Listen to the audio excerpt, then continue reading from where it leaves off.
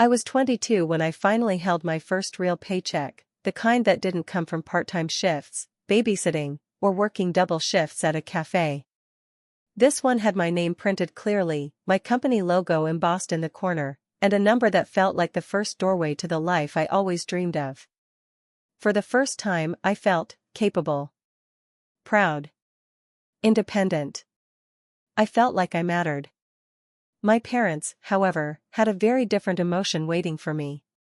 Growing up, I was never the daughter of hardworking parents. I was the daughter of lazy dreamers, as I called them. Mom always had back pain whenever responsibilities appeared, and Dad had big plans that never made it out of the living room couch. Rent was always late, bills piled up, and I learned early on that if anything needed to be done, I would be the one doing it. So when I got this job, I expected at least a simple well done. But expectations and reality rarely match. The trouble began the day my father barged into my room, waving my printed pay slip like it was a lottery ticket he bought. I had carelessly left it on my study table, thinking no one would touch my things. Clearly, I had forgotten what kind of people I lived with. "So this is what you earn?" he asked, eyes glittering with excitement, not pride, not joy, but greed. I froze. "Dad, why are you going through my stuff?" He ignored that completely. "This is more than I expected. Your mother and I were talking. Since we've sacrificed so much for you, it's only fair you contribute to the house." There it was. The familiar twist, their version of parenting. Mom entered behind him, pretending to wipe non-existent tears. "Humari beti itni bari hogai, parhamian bolgai," she said dramatically. "Our daughter has grown up but forgotten us." Forgotten them? I spent my entire teenage years paying bills, cooking meals, covering their debts, and even missing school events because they needed me to run errands. But sure, I was the ungrateful one. "What do you want?" I asked, mostly to end the performance. They exchanged a look. A greedy, satisfied, silent agreement. 50%, Dad finally said. "Of your monthly income," Mom added, as if they were asking for something completely normal. I let out a short, stunned laugh. 50%? Are you out of your minds? Mom clutched her chest. "Don't talk to us like that. After everything we've done for you." "Done for me?" I repeated, hearing the bitterness in my own voice. Images flashed in my mind, me at 16 paying electricity bills with my tutoring money, me at 17 begging the landlord for an extension because Dad couldn't be bothered, me at 19 feeding them when they refused to work. My life had been sacrifice after sacrifice, yet somehow they painted themselves as martyrs. Dad stepped closer. "You live under our roof. You eat our food. You owe us." I looked around the house, the peeling paint, the broken furniture, the bills lying unpaid on the shoe rack. This house wasn't a home. It was a cage I grew up in. And now that I was finally earning, they wanted keys to the lock I fought so hard to break. "I'll think about it," I said quietly. Because I did need time, not to decide whether to give them money, but to decide how to end this cycle once and for all. That night, as I sat alone staring at that pay slip, the excitement I felt earlier was long gone. In its place was a burning, rising determination. If they could use guilt to manipulate, I could use something much sharper, the truth. I knew then. If they wanted something from me, I would give it, but not what they expected. And definitely not half my salary. I would give them an envelope that would shake the ground under their feet. The revenge had just begun. The next morning, I woke up feeling the weight of their demand pressing on my chest like a stone. 50% of my salary. Half of everything I worked for. Half of the life I had fought tooth and nail to build. My parents didn't ask, they demanded, as if my income were their birthright.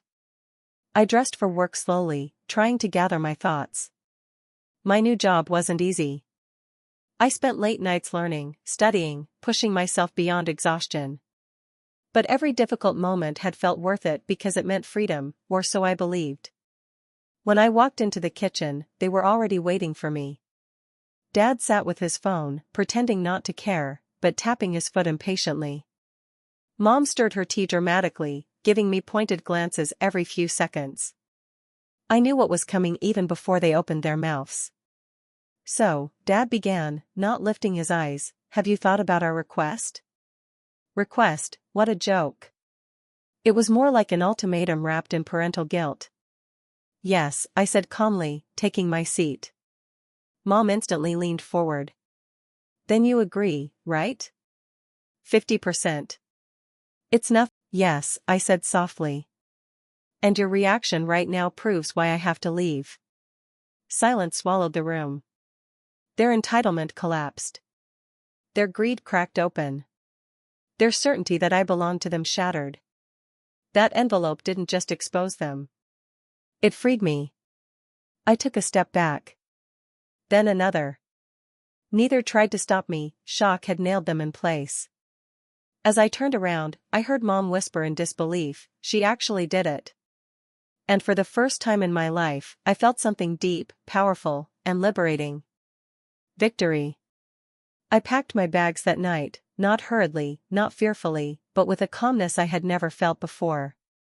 Every folded shirt, every tucked-away memory was a reminder of how far I had come on my own, despite the weight I had carried for years. For the first time, my room didn't feel like a prison. It felt like a closed chapter. When I stepped out with my suitcase, my parents were still sitting on the sofa, the truth-filled envelope scattered across the table like broken glass. They didn't yell. They didn't guilt-trip. They didn't even look at me properly. They just stared, stunned, as if the world they built on my sacrifices had finally collapsed. "Where will you go?" Mom asked, her voice hollow. I looked at her, really looked, and I saw the fear behind her eyes. Not fear of losing me, but fear of losing what I provided: money, labor, responsibility, stability. And that was exactly why I had to leave. "I've saved enough," I said. "And I have a job I worked hard for. I'll manage." Dad's jaw clenched. "So you think you're better than us now?" "No," I replied softly. "I just finally think about myself." He didn't respond. He couldn't. I walked out the door, and with every step, I felt chains fall away. The first week on my own was terrifying and exhilarating at the same time. I rented a small studio apartment, tiny, simple, but mine. No yelling. No manipulation. No guilt. Just silence. And peace. For the first time, I woke up in a home where I wasn't responsible for everyone else's laziness. I cooked for myself, paid for myself, lived for myself. Freedom tasted unfamiliar. But beautiful. My parents called the first few days. Missed calls. Messages. Guilt. Threats. Silence. Then guilt again. I responded with one message. "I'll help when you need actual help, not when you want to control me." And then I muted them. Not blocked, just muted. Because silence was the sweetest revenge of all. But karma? Karma is patient. And it works quietly. A month later, they called again, this time from a different number. I answered out of curiosity. Dad sounded different. Not angry. Not entitled. Small. "Your mother and we didn't realize how much you were doing. The bills, the debts, it's a lot." "It always was," I said. There was a pause. A long, heavy pause. Then he asked the question I never thought I'd hear. "Can you teach us how to manage things? Properly? Not give us money. Not give us half. Not you owe us. Teach us." That was the moment everything changed inside me. My revenge wasn't in breaking them. It was in making them finally see who I really was, and who they really were. "I can explain how to budget," I said calmly. "But you'll have to do your own work. I won't carry the house for you." He exhaled shakily. "We understand." Mom came on the line, voice softer than I had ever heard her. We found your letter. I didn't know you kept all those receipts. I didn't know you struggled that much. You didn't want to know, I replied honestly. Silence again, but this time, the silence wasn't heavy with manipulation. It was heavy with realization. We'll try now, she whispered. I closed my eyes. Not with pain this time. But with pride. Because I had changed the narrative. I had set boundaries. I had risen from the ashes of their expectations. And I stood stronger than ever. Days turned into weeks, weeks into months. My new life blossomed, promotions, new friends, a home filled with my own choices. And my parents? They learned. Slowly. Late. But they learned. Not because I gave them money. Not because I obeyed blindly. But because I walked away. My revenge was never about destroying them. It was about freeing myself. And in that freedom, they were forced to face the truth. To grow. To work. To respect me. In the end, the sweetest revenge wasn't the envelope. It was my new beginning. A life I earned. A life I deserved. A life that finally belonged to me. Dad leaned back and said, almost triumphantly, "You will give us half." End of discussion. My hands tightened around my cup. I felt heat rising in my chest, a mix of hurt, anger, and disbelief. All the nights I cried studying. All the jobs I took while they slept. All the dreams I held on to quietly. All the struggles I pushed through alone. And they wanted to swallow half of my success without lifting a finger. But I didn't raise my voice. I didn't argue or cry. I simply said, "I'll give you something tonight." They shared a satisfied, smug smile, the smile of people who believed they had finally won. Dad nodded. Good. Put it in an envelope. It'll be easier for us to manage. Oh, I'll put it in an envelope, I replied softly. You'll get exactly what you deserve. He didn't catch the warning in my voice. He never did. Mom clapped her hands lightly, as if celebrating her victory. See? Our daughter listens to us. I knew she wouldn't disappoint. I looked at her, really looked at her, the woman who taught me to suppress my own needs, the woman who taught me to tolerate disrespect, the woman who claimed every achievement I ever made. And something inside me hardened. They thought they were about to get money. They thought they had trapped me. They thought guilt and manipulation would work forever. But they were wrong. That night, as they waited eagerly for the envelope, they didn't know they were about to receive something that would break their illusion of control forever. The day they demanded 50% of my life was the day I decided to take all of it back. All day at work, my parents' voices echoed in my mind. You owe us. Give us 50%. End of discussion. The more I replayed their words, the more something inside me burned. Not just anger, clarity. The kind of clarity that only comes when you finally stop making excuses for people who refuse to change. By the time I got home, I knew exactly what I needed to do. I went to my room, locked the door, and pulled out a clean white envelope.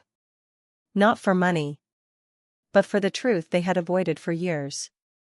I opened my drawer and took out everything, old bills, payment slips, receipts, documents, letters from my landlord when I was the one who begged for extensions, even screenshots of payments I made from my teenage years to now. Every single proof that I had carried this house, not them. I stacked them neatly, my hands shaking, not from fear, but from the weight of years I had stayed silent. The last thing I placed inside was a letter. A letter I rewrote at least 6 times. It wasn't angry. It wasn't insulting. It wasn't emotional. It was the truth, unfiltered and sharp. At the end of the letter, I added a single sentence. From today forward, I am giving myself back the life you tried to take from me. I sealed the envelope. It felt heavier than anything I had ever held. When I stepped into the living room, my parents were already waiting like vultures guarding fresh food. Mom sat up straight. You brought it? Dad smiled as if I had delivered a dowry. Good girl. Put it here. I walked over and set the envelope on the table. Neither of them thanked me. Of course not. They believed they deserved more than gratitude. Dad snatched it up and tore it open eagerly, only for his smile to collapse within seconds. What is this? He muttered, pulling out a stack of papers. Mom frowned. Receipts? Electricity bills? Rent? Grocery payments? Her voice rose. Why are you showing us this? I didn't move. I didn't blink. I simply watched the truth sink in. Dad continued flipping through the papers, confusion turning to discomfort. These are, from last year, and the year before that, Anne. From when I was 16, I said quietly. Both of them looked up. Mom's eyes widened. 16? Yes, I replied. That's how long I've been paying for this house while both of you slept, complained, and called yourselves victims. Dad's face hardened. You don't need to show all this nonsense. What's the meaning of this? I pointed to the last sheet, my letter. Read it. He hesitated, then unfolded it. His eyes scanned it once, twice. Then his hands shook. Mom grabbed it next. By the time she finished, her face was pale. You're leaving, she whispered, voice trembling. I nodded. You're abandoning your parents? Dad snapped, but there was fear beneath the anger. No, I said calmly. I'm letting go of people who used me, manipulated me, and expected to own my life. Mom raised her voice, trying to revive her usual drama. Fine. Go. We don't need your money. I smiled slightly. You didn't get my money. You got the truth. That's more than you ever gave me. Dad slammed the papers on the table. You think you can survive without us? You think you're strong enough? I met his eyes, the man who let me struggle for years while he blamed the world for his own laziness.